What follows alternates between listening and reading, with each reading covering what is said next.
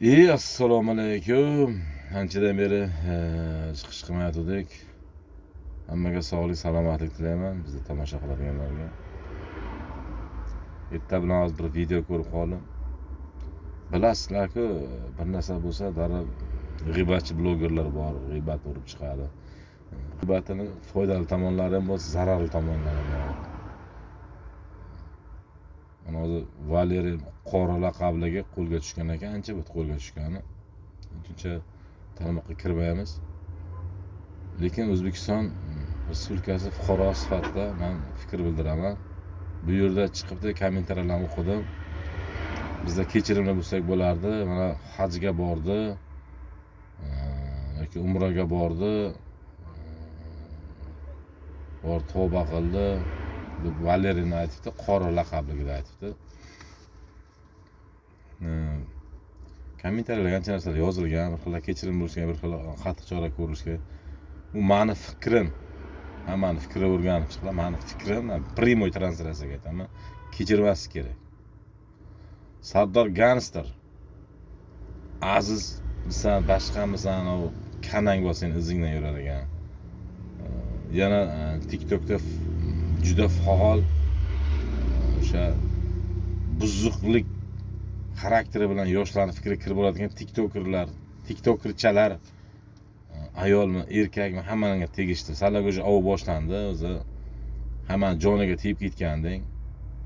Sardor Gangster chiqib qolibsan, kechirimli bo'lish kerak. Mana o'z oyog'i bilan O'zbekistonga bordi. Bizning millat shundayda, millatning mentaliteti shunday. Kechirimlimiz-da. Kechirimli bo'lamiz, shuncha rivojlanmaymiz-da. Dushmanni ham kechiraveramiz, xatosini ham kechiraveramiz. Lekin xatosiga nisbatan yaxshi nakazat qiladigan bo'lsak, bu xato qayta takrorlanmaydi. Qolganiga urok bo'ladi. Borkan bitta ikkita aktrisalarimiz o'zi shaxsiy hayotini polni nimaga olib chiqqan, chunki nimaga olib chiqqan, ommaga olib chiqqan, bir xalqqa bir yaxshilik ulashadigan, bir yoshlarga bir o'rnak bo'ladigan aktrisa, artistlarmi, aktyorlarmi butun hozir internetda portlatib yuborgan hozir. Bularga ham chora qo'llash kerak. Yana bitta aktrisamiz bor, uni aytishimiz, toshlarning ustiga badanlarni ko'rsatib, manarqacha ko'rsatib, promo уже ommaga chiqib ketgan. Oldin aktyor, artistlar kelibdi desa, cho'bor tomosha qilardik, qanday ekan deb yaxshi fikrda borardik-da. Hozir umuman san'atda ham nimasi ham o'lib ketdi shular tufayli. Endi mavzudan chetlashmaylik. Mana shu TikTokka faol boradigan shu Valeriymi, boshqami yaxshi nakazani qo'llash kerak. Kechirmas kerak. Sardor Gangster seni ham kechirib bo'lmaydi. Ko'radigan bo'lsang, Aziz TikTok seni ham kechirib bo'lmaydi. Chunki bitta bas qilinglar, ana skorousni qo'shib olib, hojini skorosini qo'shib olib, tobani skorosini qo'shib olib yoki nima deydi? Hajni skorosini qo'shib olib yoki umrani skorosini qo'shib olib, dinni skorosini qo'shmaylar. Dinni birga aralashtirmaylar islom dinini. Islom dini agar qalbingda bo'lsa, musulmonchilik qalbingda bo'lsa, salla bu ishni qilmasding. Haqiqatan Valeriy ko'p bilim o'qigan, boshqa qilgan, lekin amal qilmagan.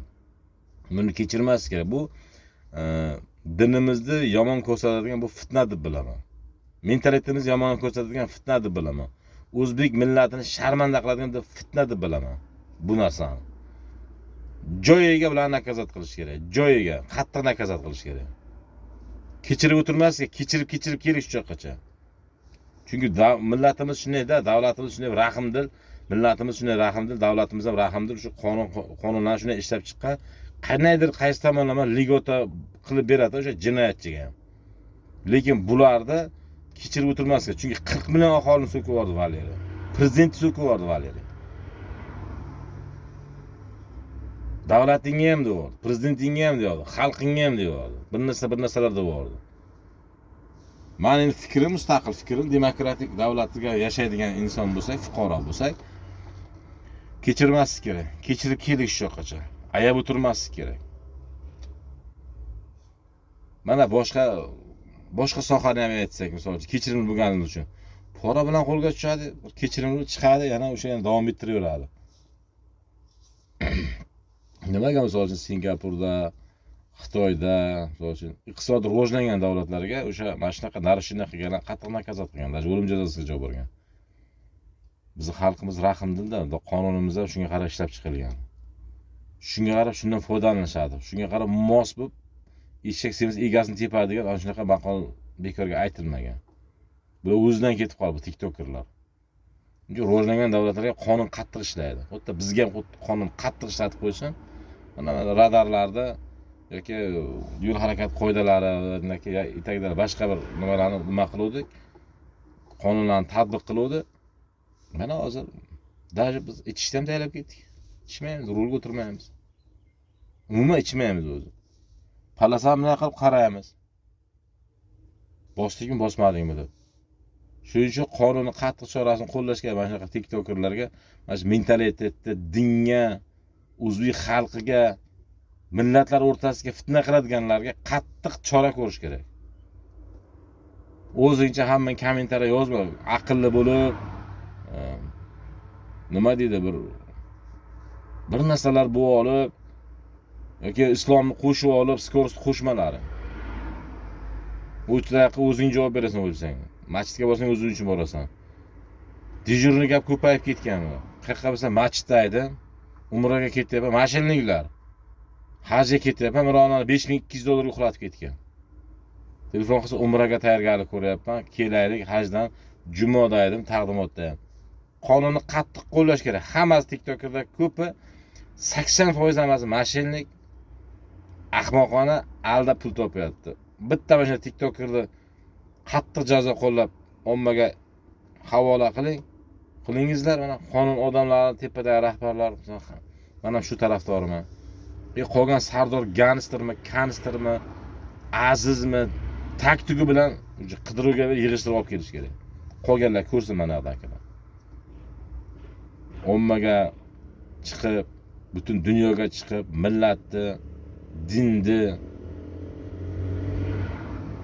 o'sha mentalitetni sharmanda qiladiganlar. Salomat bo'lasizlar. Meni fikrim, mustaqil fikrim shu. Like bosinglar, xohlang podpisatsiya bilan, xohlang podpisatsiya bilan like bossangiz bu nimaga tarqaydi, odamlarga tarqaydi. Sal bo'lsa ko'radi. Foydali fikr bu. Bu meni fikrim. Fuqaro sifatida meni fikrim.